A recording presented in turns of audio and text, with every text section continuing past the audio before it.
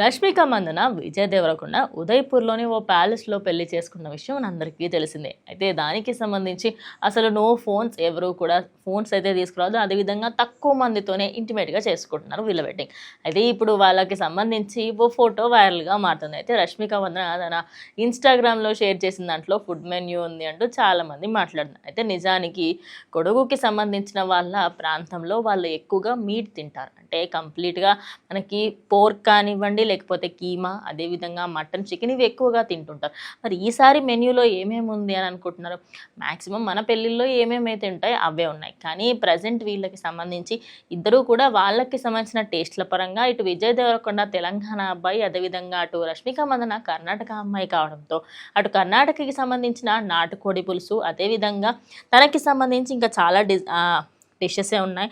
అందులో నాటుకోడి పులుసు, గారెలు, హైదరాబాద్ నుంచి బిర్యానీ, పప్పు, పచ్చి పులుసు, అదేవిధంగా కీమా సమోసా మరియు మైసూర్ పాకులు.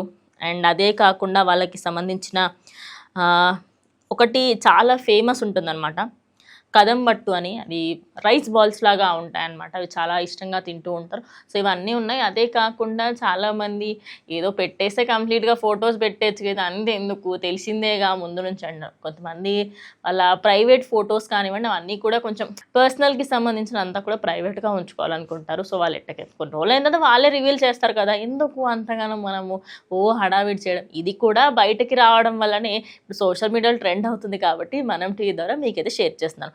అదే కాకుండా వాళ్ళ సాంప్రదాయం పరంగా కూడా ఎవరికి కూడా చూపెట్టద్దు, కొంచెం నజర్కి సంబంధించి అన్నీ కూడా పట్టించుకుంటున్నారు. సో మీరేమనుకుంటున్నారు?